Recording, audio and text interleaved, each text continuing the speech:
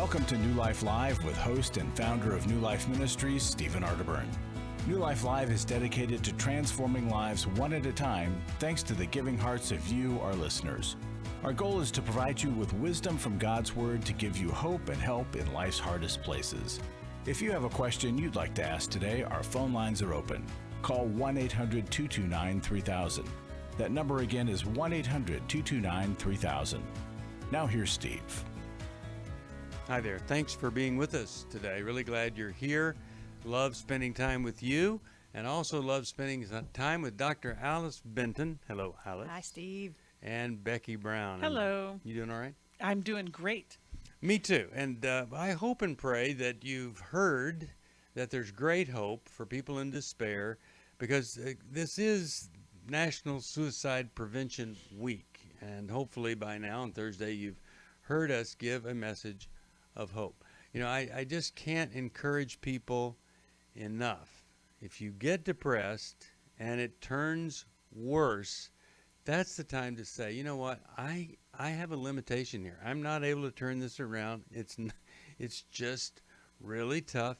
It's because you don't want to get to that place where it's out of your control and you're just looking to stop the pain. That's usually where suicide comes in. And so many times the thoughts get distorted in depression that if you've ever felt depression before, you know, you just don't feel right, but you don't have any kind of clarity about what needs to change. Right. And so, but then when you're not depressed, you look back at that time and you go, oh my gosh, I was really in a pit. Yeah. And I think sometimes when people are considering suicide, they need to be paying attention to what they feel and then talk about those feelings, because suicide's an action. It's not a feeling. It's really something that you're going to do that's permanent to a temporary problem. That there are places that you can go for help to relieve those incredibly strong feelings and distorted thoughts. And we want you to live. You have a purpose for your life. And so many times you're just not wanting any more pain, you know, Right. and you don't have any way to think about other ways to get rid of the pain, and you know, you just might be one solution away from everything turning around. Alice, your thoughts here? Well, shame and embarrassment about suicidal thoughts can keep us silent, but the silence gives power to the Right. thoughts, and it pulls us in even deeper. The solution is, as Becky was saying, it is speaking out about it. But also, if you see signs of depression, especially in your children, particularly during all of this shutdown time, it's so important to ask. We can be afraid to ask those questions, but that secrecy and isolation will pull your children down as well. So checking in on them, and if you're afraid they're having thoughts of self-harm or taking their life, ask about it boldly. If they don't answer clearly, take them to a therapist who can ask those questions in a way that can draw your children out. Yeah. And just don't think that you have to have all the answers for your kids. Don't think you have to have all the answers for yourself. I was suicidal at two different times in my life. So glad that just didn't happen, because I've had a pretty good time. Yeah, well, but it was horrible then. Yeah, and that distorted thinking can be a brain thing. Yes. Like your brain kind of goes into automatic mode and starts to go down that path. So it's very important, if you're having any suicidal thinking at all, tell someone. Be safe. Your family doesn't want you to go anywhere, and we don't want you to go anywhere. Absolutely not. Well, we'd like you to stay right here. Yes, That's what we're talking exactly. about. It's so wonderful to hear when people do anything and they then finally recover. We've all heard the nightmares about electric convulsive therapy or ECT, and then yet I read a story about a doctor who went through something like 20 different treatments, no progress until the 20th. This guy had lost his practice, all this, and at the 20th, everything turned around. What if he had gotten in an accident that day and hadn't? So I've heard. So is that for everybody? Absolutely not. That's a very rare situation. You'd need ECT. But the point is, we have to get into a mode where I am willing to try anything other than take my own life. It's not your life. After I found the pornography on the internet, I said you either get help or I have to leave this household. Every day, thousands of women discover their husband is struggling with sexual integrity. And since shelter-in-place orders have gone into effect, traffic to porn sites has skyrocketed. New Life's Every Man's Battle workshop can help. Every man's battle, I fought it the whole week with my wife. Within 2 hours, you could have opened a book and showed me where my life has been ever since I was a little boy. The Every Man's Battle workshop can be a trip to the sexual addiction emergency room. During this time of social distancing, the Every Man's Battle workshop will be held online Saturday, September 12th. Find sexual integrity, accountability, and connection. Register now to reserve a place at the Every Man's Battle online workshop. Call 1-800-NEW-LIFE. He said, this may have saved my life. Every man's battle was a life-changing experience for me and a marriage-saving experience for me. Call 1-800-NEW-LIFE. 1-800-NEW-LIFE.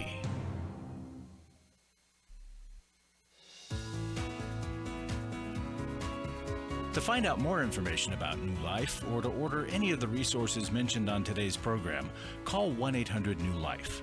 Now back to New Life Live. We're back. Steve Arterburn here. Really glad you're joined to us, and With we us. are joined with you. And we're going to go to the phones. And how about we talk with Jan? Hartford, Connecticut is where she's calling from. Hi, Jan. How are you? I'm good. How are you? Excellent. What's going on with you? So I just have a question. I have a really long, drawn-out scenario that I've been going through since young adulthood. I'm now in my late 30s. I had a relationship really young. I would say a high school sweetheart. You know, we didn't go to the same high school. You know, we had a child together. We actually were engaged twice. But we just had this uphill battle of a relationship where we just couldn't get it together. Like, we just back and forth. We had retaliation acts, you know, whereas, you know, he would do something, then I would do something, right? And it just kind of never ended because, you know, pride was involved, feelings were hurt. And I'm just trying to figure out now, because now we're at a place where it's spilling over. We have children, and I'm thinking more responsible as far as my actions, yet we just can't get it together. And it seems like there's some emotional baggage that is just not out the way in order for us to parent. And Okay, I'm so trying to here's a question. Yeah. If I was talking to him and said, hey, dude, why, you know, you're the father of these two kids. What's the deal? Why aren't you getting your act together and getting back over there and you guys getting together? If he started it with, well, she, how would he finish that sentence? Well, she, what? She's emotionally overbearing, I think he would say. It only Too because demanding, I feel like I maybe? hold him to a standard. I guess so. But he has a background that needs to make sure that he, you know, plays the role and plays it well. He can't, you know, jeopardize any little thing just because. And I'm not emotional, like, irresponsible when it comes, like, so there's things that I require of him that are practical. They're not, you know, they're not like, oh, I don't know. Well, what's something that you require that he might think is not right or too tough or unreasonable? You know of anything? I would say, like, okay, so for example, we've had infidelity in our relationship all throughout the saga. So we've had infidelity, and I would say just to be responsible in, like, some of the relationships you come in contact with, some of the past relationships you kind of, you know, rekindle, like whether it be female or guy, you know, sometimes male friends are not necessarily rooting for the best result in the moment. So Now, you've been faithful to him? You've been faithful to him? No, I have, but I have in a sense where, No, that's a yes or no kind of question. Kind of faithful? Okay. I get it. Well, so Jan, here's what I want to ask. So this started back in high school, right? Yeah, yes, it did. Okay, and since high school, have you guys gone on to, you know, work and careers and maybe, you know, other adult things? Okay, but in your relationship, it still sounds like it's a lot of high school stuff, right? Correct. Yeah, and so you're trying to help him grow up. yeah, I think so. But he thinks that he's trying to help me. And I'm like, Well, and I think that he's right. and I don't mind. I think the problem is that you're both trying to do the same thing, it's the blind leading the blind. Like literally, you're telling him to grow up, he's telling you to grow up, and then there's all this, like you said, there's this long saga. And are you tired of that? Yes, Yeah. I am. I'm very tired. I'm very. I mean, I do things to even try to keep the peace because now we're mom and dad to two kids. And I'm like, I do things like where as though I know they're not right. Like, so for example, like if he has a opportunity where he can work with someone in his past that he had a relationship with, right, because they have moved on and they've gotten a business, he'll ask me to help him get connected to that person again. And I'm like, well, this is the person that you were found cheating on me with. Like, Okay, listen to what Becky has to So say here. here's the good news, Jan. Listen, you guys have made it this far. And you're still having these conversations about should I, like he's open to you about this. I think what's missing is some structure of growth. Like where you have somebody who's helping you both get freedom from the past to create this new life forward, because you've got these kids and you're still together, and it's not like knockdown drag out. But yeah, I'm not saying that it's been perfect, but boy, there's a lot of hope here for both of you. I don't know, Steve, Alice, do you agree with me? Yeah, I do. I think that's a really, really a valid and powerful point there. You're still together. Alice, what are your thoughts? Well, Jan, I think that rather than trying to influence him and model the healthy behavior that you're acquiring, you're trying to force him to follow suit. And you want him to do better things and make better choices, but I think that you are trying to control him rather than better controlling yourself and what you allow and what you tolerate.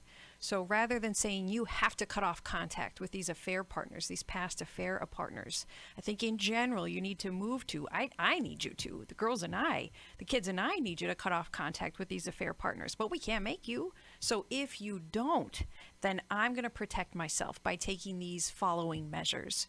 And it's these principles that I think you have to start applying to all of his unhealthy behavior, while taking such a deep look at yourself and your own sinful past and the sinful things that you continue to do, as we all do. And it's that combination of humility, but also living out the serenity prayer. It might not change him, but it'll bring that crazy making level down for you, since you can't control him. And I don't think it's unreasonable at all for you to not want him doing business with somebody he had an affair with. Exactly. I just think that would be, it shows the superficiality of his understanding of you and the relationship, that he would expect you to do that and be happy about it. I would suggest that you guys, you're not married, and you can still go to our marriage intensive. I would have him go to because Every we're Man's online, Battle and next month. he definitely Like next needs week. to go to Every Man's Battle. I would be saying to him, if you want us to be, then here's something that I need, or we're never going to be that. Because here's the thing, Jan, for the next 20 years, you guys can continue this cycle of he's telling you, you're telling him, you're both kind of, upset. But here's an opportunity to have a place to go for freedom. Like, he needs to go to Every Man's Battle. You guys go to Intimacy and Marriage, and it's all online and it's available. So you don't have to worry about, travel and all that. But you guys need a plan going forward. And I bet the next time you call, after you do all of that, you're going to be like, I can't believe how different this is. I can't believe it. I'm hoping that that's going to be true. Let us talk to you about the marriage intensive, and I'm going to send you Take Your Life Back. I hope it's going to be good for you, and I hope it'll be good for him. All right, how about we go over here and talk with Ann, Tulsa, Oklahoma. Listens on Sirius XM satellite radio. Glad that she does. How are you? Hi, I'm great. Thank you so much for taking my call. Sure. What's going on? I wanted to ask y'all's insight on my work environment. I've been going to Christian counseling for over 3 months now regarding this, and I still don't have clarity.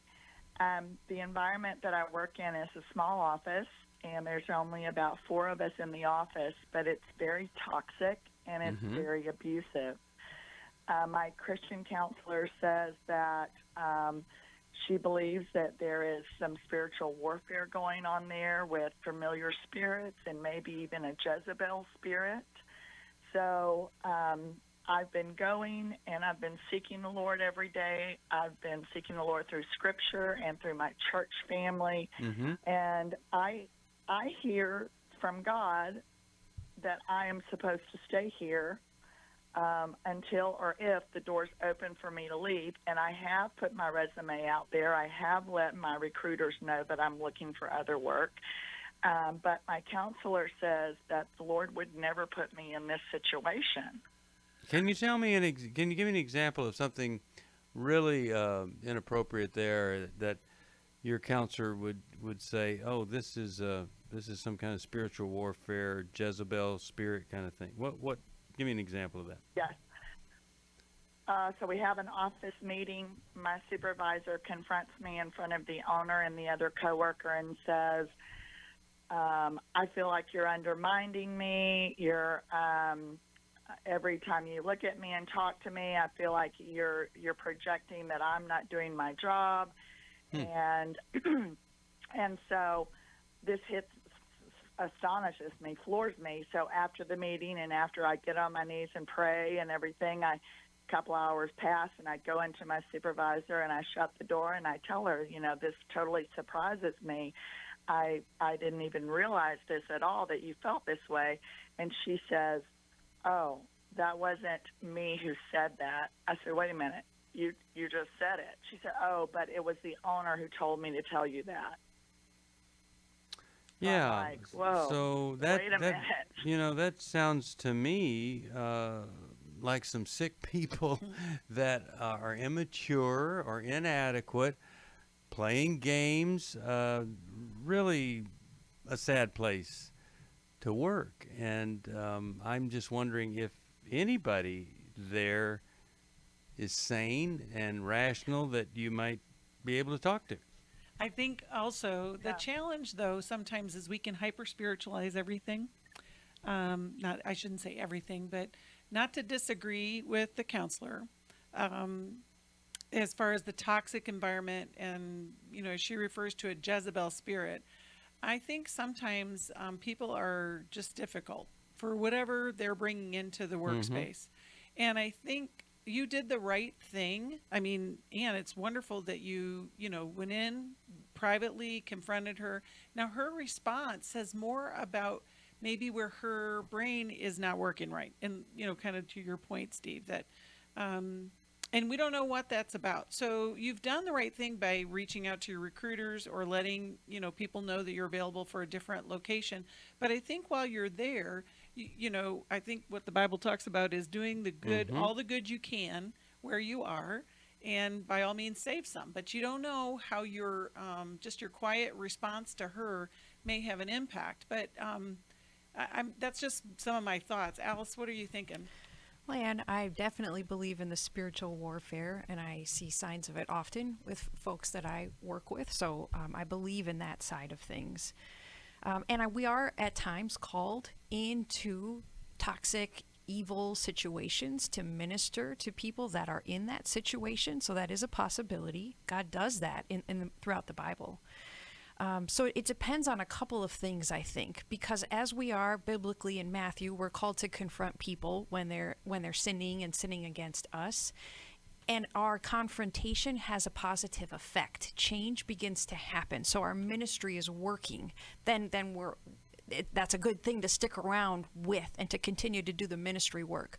When our good efforts are rejected, God tells us multiple times in the Bible that at some point then we're to step away from that situation. We're to protect ourselves and protect our heart.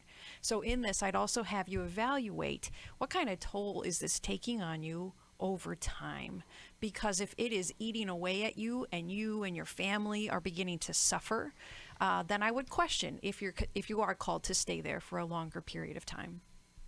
Yeah, and it's easier for a therapist or a counselor to agree with you. Oh yeah, well I can see how this would be a mission from God. I see how this would be a calling. And so I just have to believe your counselor must see something that you're not seeing. Now, I wish I could see everything. I need to go to counseling, and I go to counseling, and I actually listen to what the guy has to say, because that's why I went there. Well, don't go to the counselor if she's saying, think you ought to get out of this, and you're thinking, no. Well, maybe you ought to consult 2 other people, and let's see if it's stacking up toward stay or go. Because I believe God speaks through his word. I believe he speaks through his spirit, and he speaks through other people. Even people I don't like, he speaks through. And he might be speaking to you through these people that are presenting some really unhealthy situations. And sometimes when we stay somewhere, we're endorsing the sickness. I don't think that is a very good idea. We'll be back. For most of my life, I've been dealing with an opiate addiction. Why is opioid addiction quickly becoming one of our nation's biggest killers? Maybe it's because it isn't only those who are addicted who are in denial. We did what I see so many parents do, is it can't be an addiction. There's something medically wrong. It's impossible to solve a problem when you don't know what you're up against, and families will try to find any explanation except the one that will put them on the right path. Alcoholism and drug addiction is a family disease. It doesn't affect just the individual. If someone you love is abusing painkillers, know what you're up against. It's time to admit it's addiction and seek treatment. Call us today at 1-800-NEW-LIFE. We have Christ-centered partner treatment centers around the country. Call 1-800-639-5433 or visit us online at newlife.com. We just made a decision. We will do whatever it takes. 1-800-NEW-LIFE. Hi, this is Steve Arterburn, and for 30 years, New Life has been the most trusted name in Christian counseling. Your ministry has saved my life. If you struggle with emotional hurt, family or marriage problems, the pit of depression, or the pain of addictions, we can help. I'm down 100 pounds now from what I was. You guys are awesome. You're a blessing to America. Our treatment programs provide clinically appropriate solutions from licensed professionals, all in a biblical framework. I have had problems with alcohol. I think God has ordained this place to be his. You don't have to be a prisoner of your pain. Help is available at 1-800-NEW-LIFE. She tells me that I'm a new man, and I feel like a new man. It worked for me, and it can work for them too. This time it is different. If you're ready to take the first step toward genuine spiritual and emotional healing, please call us today at 1-800-NEW-LIFE. God can open the door to a better tomorrow right now. Call 1-800-NEW-LIFE. That's 1-800-639-5433.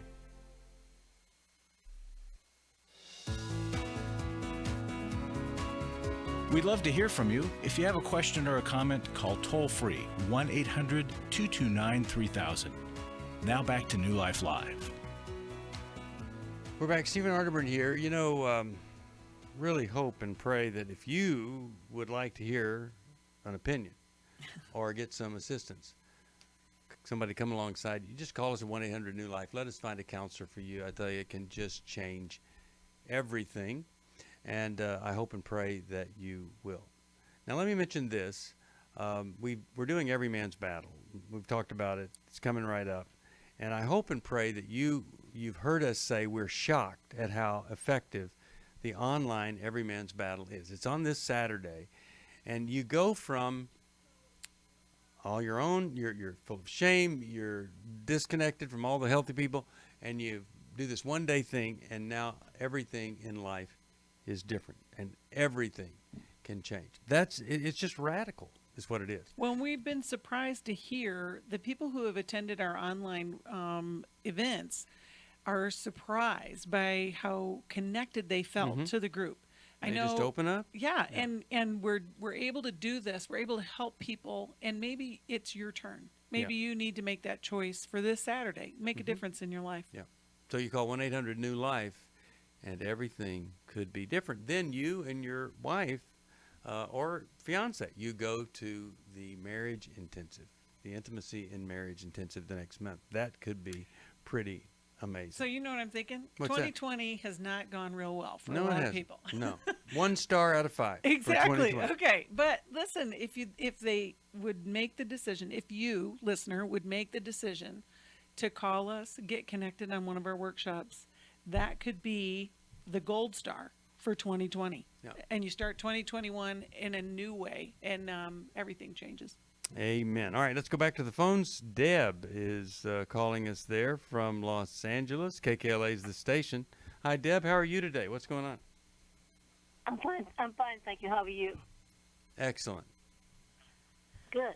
I'm calling because I would like to know, I need help with forgiving my ex-husband so I can move on. Okay. When did he leave? How long ago? Well, we've been divorced for 12 years now. So pretty we good were shot married he's for- not coming back, right? Yeah, but that's a whole nother story. I wouldn't want him to come back.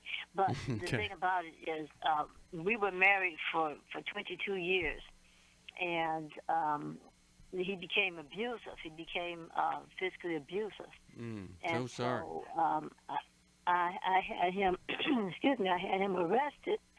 And so then he divorced me, and he did a lot of very evil things. And so I just need to know how to, you know, not wake up every morning thinking about how could he have done that to me after 22 years of marriage. It's a lot of evil things. He Yeah. did a lot of evil things. And so I just Well, need I to know think- how to move on. I think after 12 years, it's a good move to get this behind you so you're not experiencing that pain every day. Is there anything that you've tried to use or something person you've gone to try to make the problem No. go away? No? Okay. No, Well, I'm I glad you don't called like us because we're going to give you some really good direction Well, here. and can I ask what kept you from seeking help, Deb? Well, I've just been praying. I know, the Word of God says that you must forgive because God forgave us. So that's what I've just been doing. I've been praying, but I haven't attended any type of programs or anything. Okay. Well, Steve, I would love for you to address the just praying and just the Bible. What do we Yeah. talk about all that? Well, praying is good, and the Bible is good. But the Bible, if you read it, and I think if you pray, you'll sense that you have to do something else. Like in James 5:16, it says, confess your sins one to another and pray for each other. So it's praying and confessing, not just praying and reading the Bible. So there are all these one another things that we need to be doing.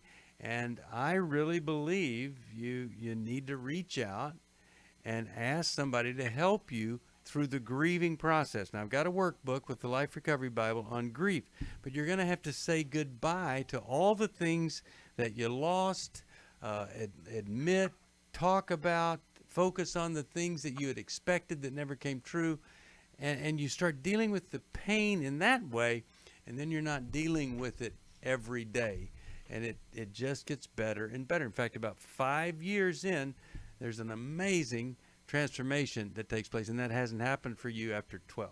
So, Alice, any thoughts here on making the grieving process the most valuable, most effective? What do you think?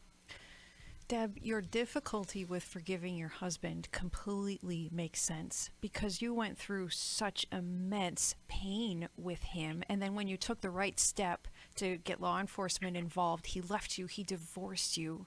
And so your ongoing anger and resentment are definitely righteous given what you went through with him. I hear that you stay in an intellectual view of things. You wake up with those questions. How could he have done this? Why did he do this to me? And those may be questions that you never get answers to. In order to move towards forgiveness, we have to get down into our heart. The Bible talks a lot about tears and the need for tears to flow in order for us to heal. And that happens best, as you've been advised by Steve, to do that within relationship where you can tell the stories of the pain you went through. Allow those emotions to flow as you tell the stories and be seen by other people. And it's that experience, that heart experience, that will eventually allow you to forgive what is unforgivable. Amen. Well, the tears... Yes? Go ahead. Well, I was just going to say, I was just going to say, excuse me for interrupting, but, it's been 12 years ago. We did go to counseling. I requested that we go to a Christian counselor. So we went to a Christian counselor. Well, hold on. We'll be back right after this. Got to go to a break. I came into this thinking that my husband was the cause of many of our issues. The New Life Intimacy and Marriage Workshop will be held online Saturday, October 24th. But after learning about our attachment styles, I understood how our past hurts were playing into our present problems. Join Steve Arterburn. It's been a dream of mine for a long time to help people to grow more intimately together, and we believe that everybody has room to grow in the intimacy level of their life. And Milan and Kay Yurkovich. We help couples understand how their attachment style is sabotaging their current relationship, and then we teach them how to create comfort in a relationship. To register or to find out more, call 1-800-NEW-LIFE. That's 1-800-639-5433 or go to newlife.com. Here at this workshop, we had our first ever conversation without yelling, blaming, and accusing. 1-800-NEW-LIFE. I was really living a very anxiety-filled life. I turned on New Life, and the topic that day was about anxiety. And just by listening, I got relief. You can help New Life Live stay on the air by joining Club New Life today. When you sign up to support us monthly through Club New Life, we'll send you the new member thank you gift of 7 books, including Growth Has No Boundaries by Drs. John Townsend and Henry Cloud, Take Your Life Back by Steve Arterburn and Dr. Dave Stoop, and the Emotional Freedom Workbook. Plus, there are ongoing benefits like access to the Club New Life video library, the monthly Club New Life CD or download, quarterly resources, free shipping on purchased resources, and discounts on workshops. Call 1-800-NEW-LIFE. That's 1-800-639-5433. Support Club New Life, and together we can help hurting people find help and hope in life's hardest places. Call 1-800-639-5433 to join Club New Life today.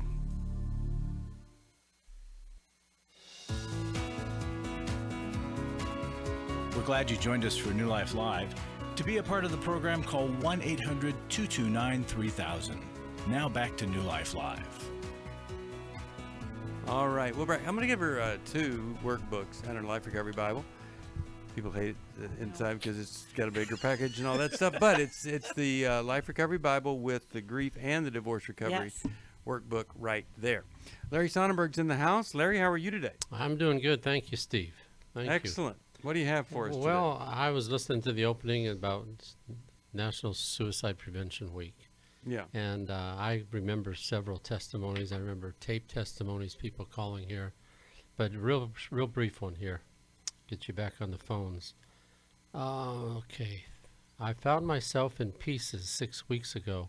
And if it wasn't for New Life Ministries, I would have been another suicide statistic. My perfect world completely collapsed, and I had nowhere to turn in my new community. Your call center staff were amazing, and for the next few days I experienced peace. Someone at New Life was praying for me. I want to give regularly so that more people will be saved from the undertow of life. And I just think, folks, this place prevents lives. It's a hospital for people who are really hurting. And if you can support that, we can just continue it, because that's doing great work.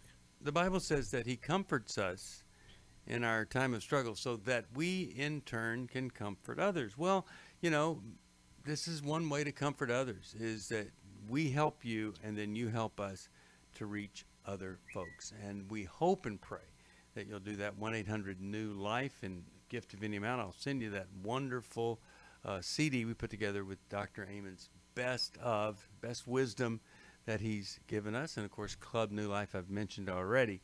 We'll send you what we call the Club New Life Library, which is, just a wonderful resource for you or someone that you really care about. Anything else, Larry? No, sir. Back to the phones. Thank you. All right. Let's go back to the phones. Thank you, Larry. 1-800-NEW-LIFE. If you can help us, please do. And let's go over here and talk with, I believe, that this is, isn't this Robert? Is that who it is? Yeah, I think it's Robert. Robert, are you there? Yes, this is Robert. Tampa, Florida, Sirius XM. Welcome to New Life Robert. Live. Yeah, how can we help? Okay, thank you. Yeah, I was calling because something that's been going on with me for about. I got this young lady that I've been dating. We've been dating since 2013. Okay. And on and off, but we just got engaged about 3 or 4 months ago, and I don't hardly see her. And before that, I hadn't seen her about a year, so we hadn't really been spending time together. And we just went. I'm from Louisiana, really, and she just went home with me and visited my family. I took her over there to visit my family and saw her and the kids. She got 3 kids, and I had her boys be with me on and off, but they've been with me for about 2 months. But still, I don't. And we were supposed to move in together and got married and get married and all that. But I don't talk to her that much. So once you got engaged, you started seeing less of her? Now that once you got engaged, is that right? Well, I started seeing more or less of her. And I've been trying to get her to communicate with me because I told her that's the problem. We don't communicate. She don't talk really. And we don't, and because I told her, how can we have a relationship if we don't talk to each other and know what's going on?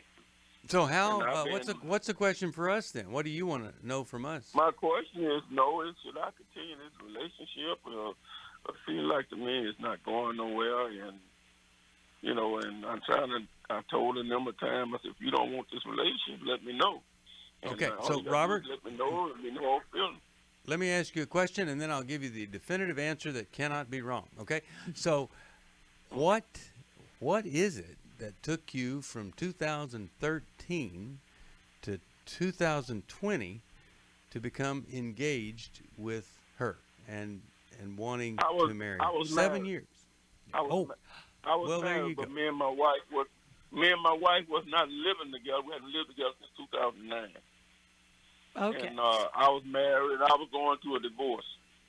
Okay, so what's happening, Robert, is told you I could give him the definitive answer that would be right. The problem is that the relationship skills that you have are a little bit rusty, and I'm saying that kindly. If this relationship began before the other one ended, that meant that you skipped over the healing part from that first relationship. And without going into all those details, now you're in this one, and you're in kind of a position of, do you want me or not, as opposed to, what do I want for my life, for my family? And I think that would be a better... I wasn't really in a relationship. I wasn't really in a relationship with my wife. Me and my wife hadn't been together since 2009. Right, but just that statement alone. Robert, think about that statement. I was still living by myself since then. Okay, but please listen to what Becky's saying. What you're saying is, I wasn't in a relationship with my wife. Like, if you say the word wife, that means you were still in relationship with her. Yes, you weren't living in the same house, but that relationship went unresolved, and then a new one started.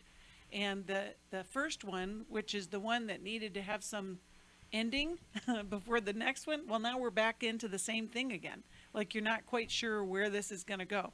I see Alice's wheels turning, and I just want to know what you've got thinking. What are you thinking about? Robert, are you lonely? Yes. Of course. And I would be desperately lonely if I were in your situation as well. Your loneliness keeps you stuck in relationships where a person's behavior is telling you they don't want to be in the relationship. Your fiancée may not have the ability or the willingness to tell you that with her words, but from what you're describing to us, her actions have been telling you that over and over for the past 7 years. Now, every time she comes back, there's hope. It's a sick hope that keeps you stuck and hoping for more, but it gives you hope that the relationship is going to work. And I think you have hope that getting married to her is going to fix the problem. But that's your loneliness driving your decisions rather than your intellect and your logic, taking a look at what has been going on, this pattern for all these years, and having that influence the choices that you're making. I actually think, oddly enough, the best solution to this is you getting into deep relationship with other men and getting filled up by those meaningful relationships so that you can have clearer vision to see the behavior of your fiancé. I agree, and I think the advice to you is what they told me at the Wax Museum when I was kind of standing in front of Elvis Presley too long. Let's move along. And so I do think you just need to move along. Well, you know what? I think you wouldn't lose. This may sound like a weird suggestion, but Robert, I want you to go to the next Every Man's Battle this weekend. I think that you could learn a lot about those wounds that are keeping you from real relationship. And to know how it is to connect with other men like you just described, Dallas. But that's what I would encourage him to do. You would not regret going to Every Man's Battle. Hold on. Let's see if we can get a scholarship, help you any way we possibly can. And then I'm going to send you a copy of Take Your Life Back, and I hope that's going to be a blessing to you. All right, let's, how about we go to Colleen? Niagara, Ontario, Sirius XM is where she listens to the program. And so, hi, Colleen. Welcome to New Life. How you doing? I am doing the best I can. Okay. Well, what's on your mind here? How could we help? I've wanted to call for a while, and I finally did it. I said to your screener that I think, listening to your previous show, that it's Fragmented Child Relationship Day, it seems to me. Yeah.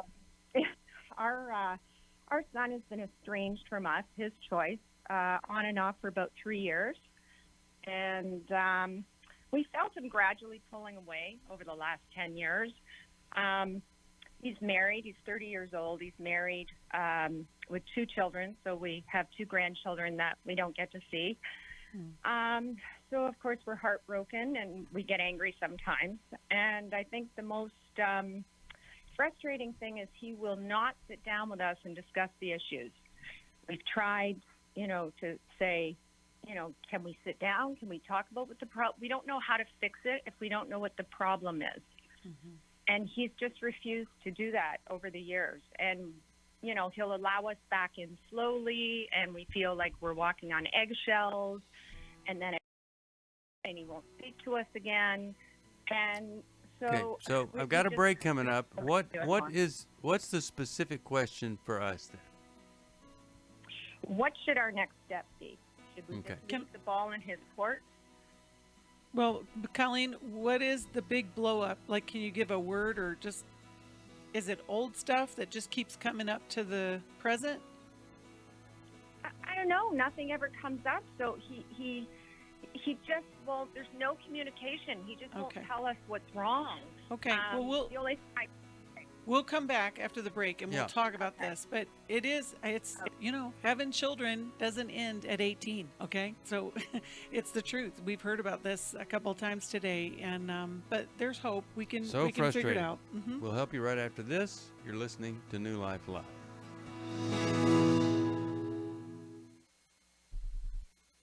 After I found the pornography on the internet, I said, you either get help or I have to leave this household. Every day, thousands of women discover their husband is struggling with sexual integrity.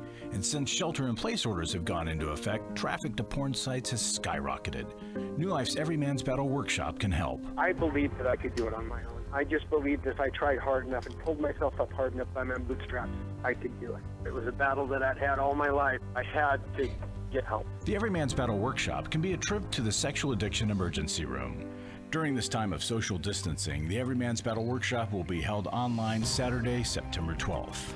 Find sexual integrity, accountability, and connection. Register now to reserve a place at the Every Man's Battle online workshop. Call 1-800-NEW-LIFE. The single most helpful thing was to realize that I wasn't the weirdest guy on the planet. Call 1-800-NEW-LIFE. 1-800-NEWLIFE. Hi, this is Steve Arterburn, and for 30 years, New Life has been the most trusted name in Christian counseling. I'm an addict, and I'm trying to get God in my life again. You seem to be able to get to the crux of a problem quickly. Our Christ-centered treatment programs can help you break free to embrace all that God has for you and your family. I just want to thank you guys for bringing me to a relationship with Jesus. There really is help for marital problems, depression, addictions, panic attacks, and feelings of hopelessness. I came back with so many tools to help me prepare myself to fight this struggle and this battle that I have every day. You can start living again today, living the life God intended for you. Help is available at 1-800-NEW-LIFE. They did care, and they did follow up very lovingly. And it made all the difference in my life. Call us at 1-800-NEW-LIFE. Someone who cares is waiting at the other end of the phone. God can open the door to a better tomorrow right now. Just call us at 1-800-NEW-LIFE. 1-800-639-5433.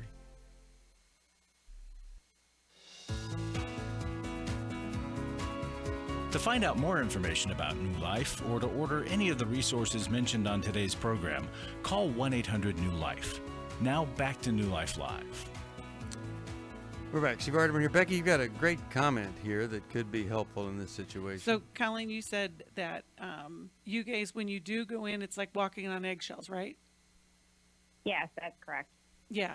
And so what happens is that sometimes when we walk on eggshells, we burst in the door because we're so happy, that we just come in full force. And what you're going to have to learn, which sounds very contraindicated, is to walk on eggshells for a while. And you know what we have, that we actually don't go bursting in anymore. Probably the last couple of years we hold back as much as we like. I guess it's a fine line, right? As much as we want to grab our son and grab our grandchildren, we just don't. And I don't know, have we pulled back too much? Is it being like? It's just a miscommunication of not knowing. Right. Well, but what I'm so when I say bursting in the door, it is figurative. You get that. But what I think, what I'm talking about is you're going to have to accept the fact that you may not ever know what the thing is. It may be something that he hasn't developed the courage to say to you, which would be really healthy. Yeah. It could be your daughter-in-law.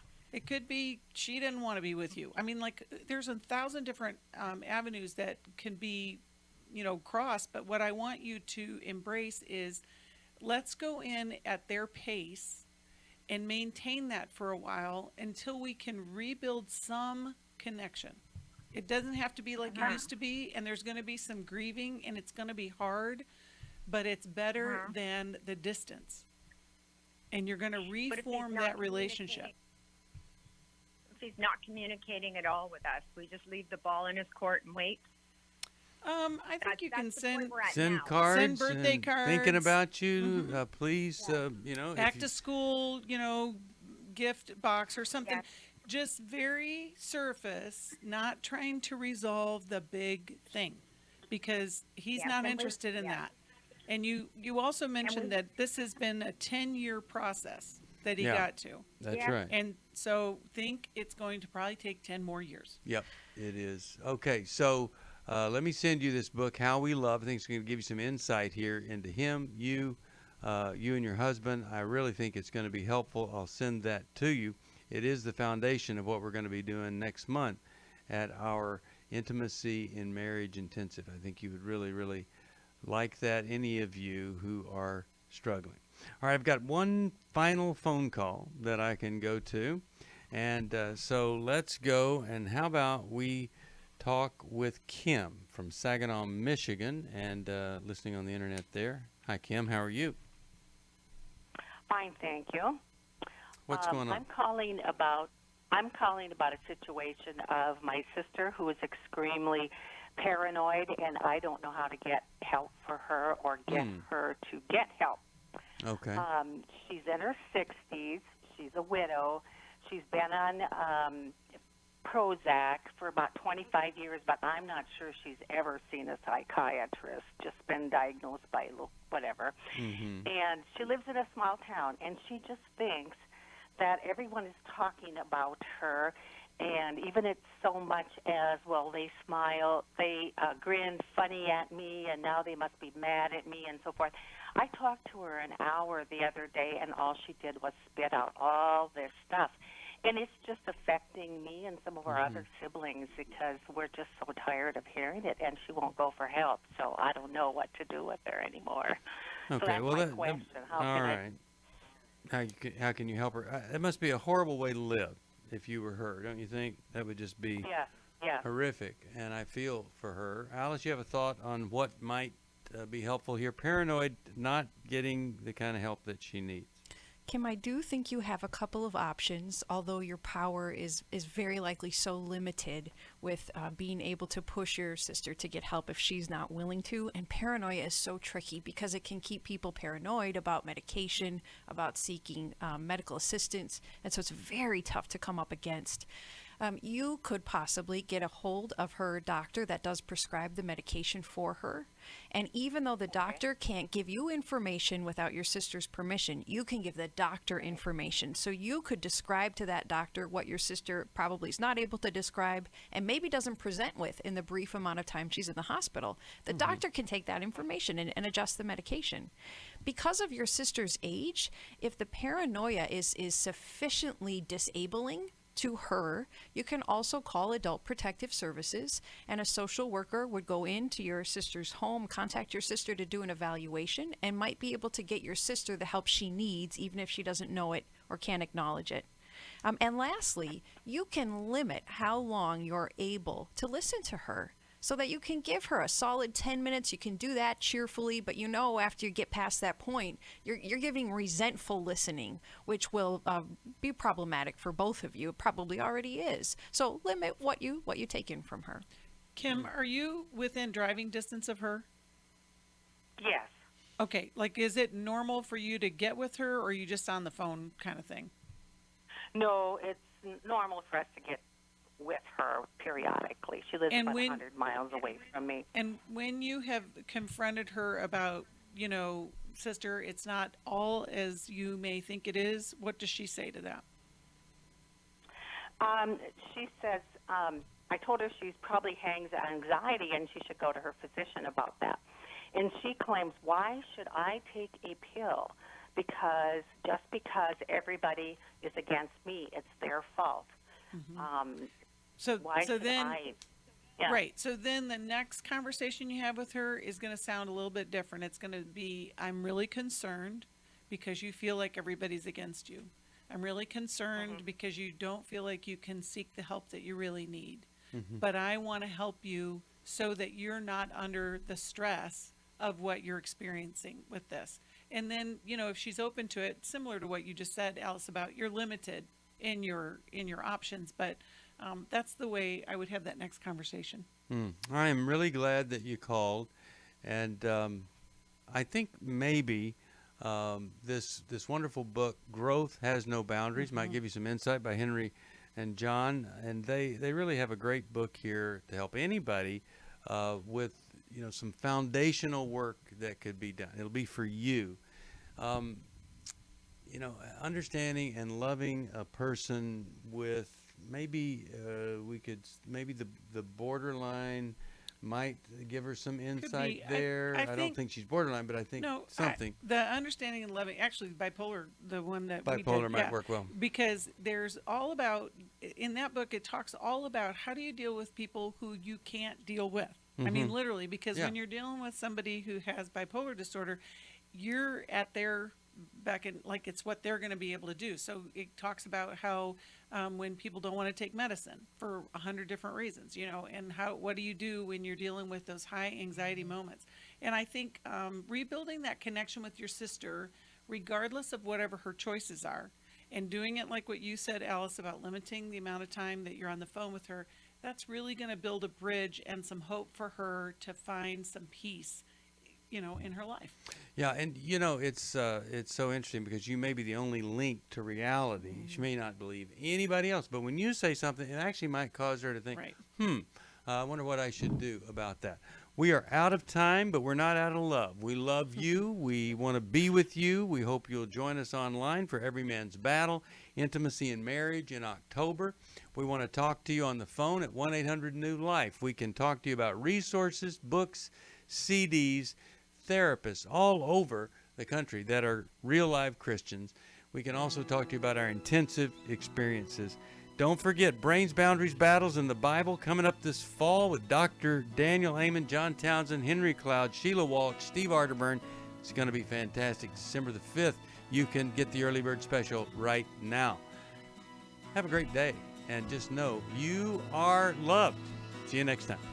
Thanks for listening. We hope this program has helped you by giving you insights for handling the challenges you face in your life. We want you to know that we're here for you, but you also need to know that New Life Live is a listener-supported ministry. To make your donation or to get any of the resources mentioned on today's program, call 1-800-NEW-LIFE. That's 1-800-639-5433, or write to us at New Life Ministries, P.O. Box 1029, Lake Forest, California, 92609. Please join us again tomorrow for New Life Live. Hi, Steve Arterburn here. Thanks for watching New Life Live on our New Life YouTube channel. You know, you can see it anytime. Hope you'll subscribe, and when you do, hope you'll turn that little button thing on, the bell, so that whenever we post a new video, it'll ring right through. Now, if you go to newlife.com, you'll see the schedule of when we're in the studio, which is helpful to know if you have a question for the program, or you could go to newlife.com or call us at 1-800-NEW-LIFE. You could do this on the app. I mean, there's so many ways that you can stay in touch with us and know when we're there, because we want to answer your questions. So thanks for watching right here on the New Life YouTube channel, and we'll see you next time. Click here to subscribe.